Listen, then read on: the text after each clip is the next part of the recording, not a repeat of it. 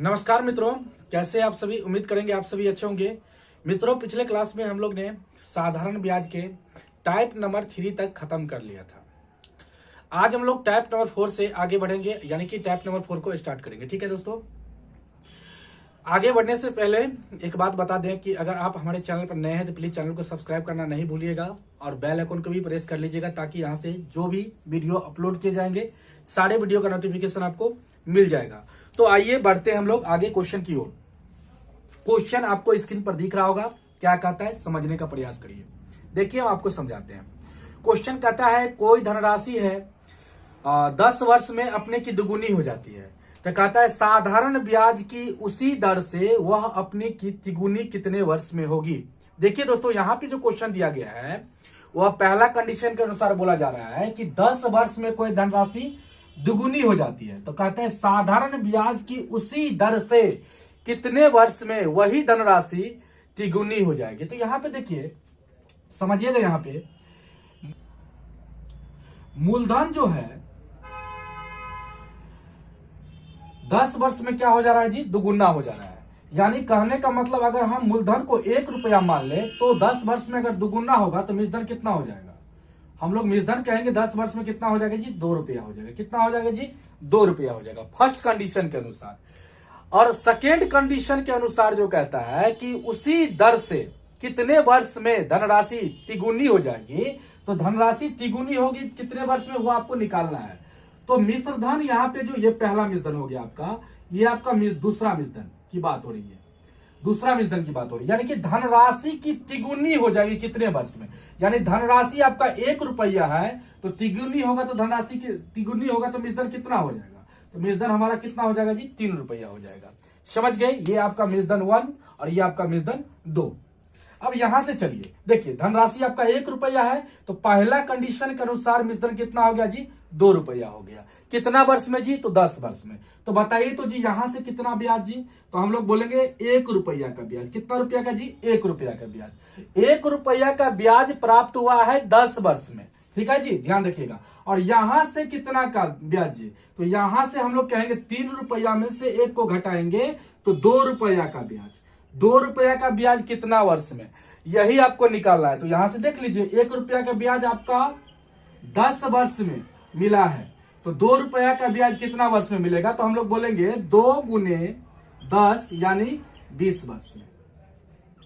समझ गए, 20 वर्ष में हमको 2 रुपया का ब्याज मिलेगा। यानी कह सकते हैं धनराशि तिगुनी हो जाएगी कितना वर्ष में जी, तो कितना वर्ष में, तो 20 वर्ष में। कितना वर्ष में, 20 वर्ष में। क्लियर है, समझ गए। तो ऐसे ही क्वेश्चन को हल करना है। और अगर आप इस कंसेप्ट को समझ गए होंगे तो आप डायरेक्टली क्वेश्चन को हल कर सकते थे। कैसे, देखिए दुगुनी हो गया तो ब्याज कितना बनेगा, तो 2 में से 1 माइनस कर लेंगे। तो 2 में से 1 माइनस करेंगे तो कितना ब्याज जी, 1 ब्याज। 1 ब्याज कितना वर्ष में जी, तो 10 वर्ष में। डायरेक्ट आप सोल्व कर सकते हैं। अब तिगुनी हो जाएगी धनराशि, कहने का मतलब तिगुनी हो गई धनराशि, तो कितना ब्याज बनेगा जी, तो ब्याज बनेगा 2। कितना जी, 2 ब्याज। 2 ब्याज कितना वर्ष में जी, तो हम लोग बोलेंगे 10 गुने 2 यानी कि 20 वर्ष में। आप ऐसे डायरेक्ट कर सकते थे, ठीक है, डायरेक्ट कर सकते थे। तो आइए दूसरा क्वेश्चन को देखिए। क्वेश्चन नंबर दूसरा क्या कहता है।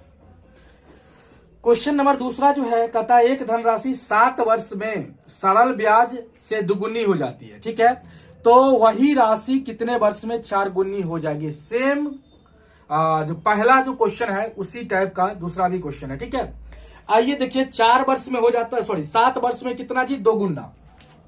7 वर्ष में जो हम आपको बता दिए कंसेप्ट उसको आप समझ लीजिए, हम यहाँ पे डायरेक्टली बता रहे हैं। ठीक है, 7 वर्ष में कितना जी, 7 वर्ष में कितना जी, 2 गुना। तो 2 गुना यानी 2 में से 1 माइनस कर लीजिए, तो 1 का ब्याज। 1 का ब्याज कितना जी, यहाँ पे ब्याज होगा, ध्यान रखिएगा, ये आपका ब्याज होगा। 1 का ब्याज कितना वर्ष में जी, तो हम लोग बोलेंगे 7 वर्ष में, पहला कंडीशन के अनुसार 7 वर्ष में। अब धनराशि देखिए, अब कहता है कितने वर्ष में धनराशि 4 गुना हो रहा है। 4 गुना मतलब ब्याज कितना का, 4 में से 1 घटा लीजिए, 3 का ब्याज। 3 का ब्याज कितना वर्ष में, तो 1 का ब्याज 7 वर्ष में, 3 का ब्याज कितना वर्ष में, 7 गुने 3 यानी 21 वर्ष में।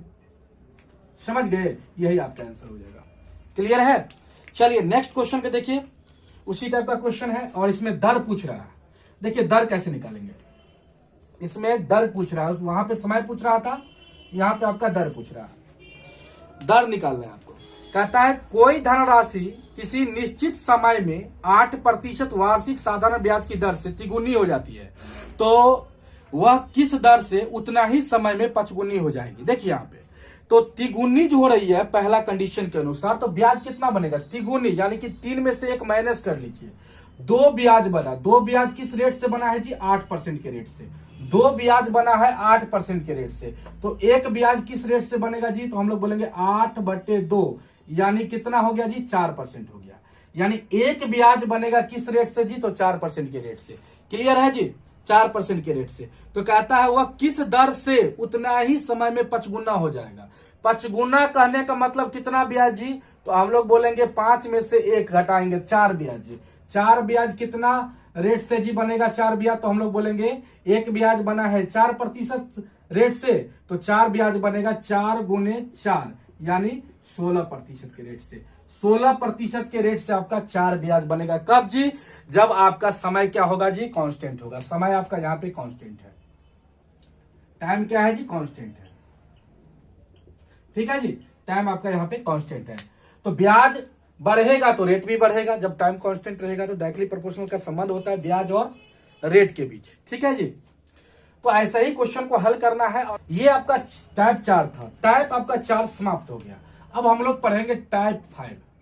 टाइप अब हम लोग 5 स्टार्ट करेंगे। टाइप आपका 4 समाप्त हो गया। आइए नंबर 5 का पहला क्वेश्चन देखिए। क्वेश्चन क्या कहता है, कहता है साधारण ब्याज की दर से 675 रुपया का 4 वर्षों में 837 रुपया मिश्रण हो जाता है। यदि ब्याज की दर 2% घटा दी जाए तो वह राशि होगी। राशि होगी के मतलब यहाँ पे हुआ कि मिश्रण कितना होगा अगर रेट 2% घटेगा। तो देखिए दोस्तों, अगर रेट में 2% कमी होगा ना, यहाँ पे देखिए अगर रेट में 2% कमी होगा ना, तो 4 साल में रेट गुने टाइम। रेट गुने टाइम क्या होता है दोस्तों, ब्याज होता है। हम आपको पढ़ा चुके हैं। रेट गुने टाइम आपका ब्याज होता है। तो रेट में 2% कमी हुआ तो 4 साल में कितना कमी होगा, तो हम लोग बोलेंगे 8% का कमी। यानी ये 8% मतलब आपका ब्याज में कितना का कमी होगा जी, 8% का कमी हो जाएगा। तो बताइए जी 675 रुपया आपका प्रिंसिपल है, तो 675 रुपया में 8% का कमी निकालेंगे तो कितना होगा जी, तो हम लोग यहां से 675 का 8% निकाल लेंगे।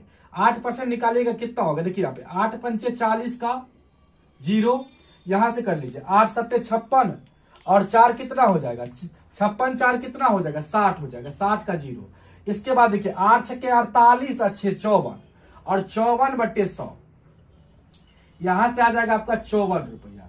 यानी आपका ब्याज में जो कमी होगा ना दोस्तों, वह 54 रुपया का कमी होगा। तो आपका मिश्रण कितना हो जाएगा दोस्तों, जो पहला मिश्रण जितना होगा ना उसमें हम लोग क्या करेंगे 54 रुपया घटा लेंगे। यानी पहला मिश्रण था आपका कितना 837 रुपया, तो 837 में हम लोग क्या करेंगे 54 रुपया माइनस कर लेंगे।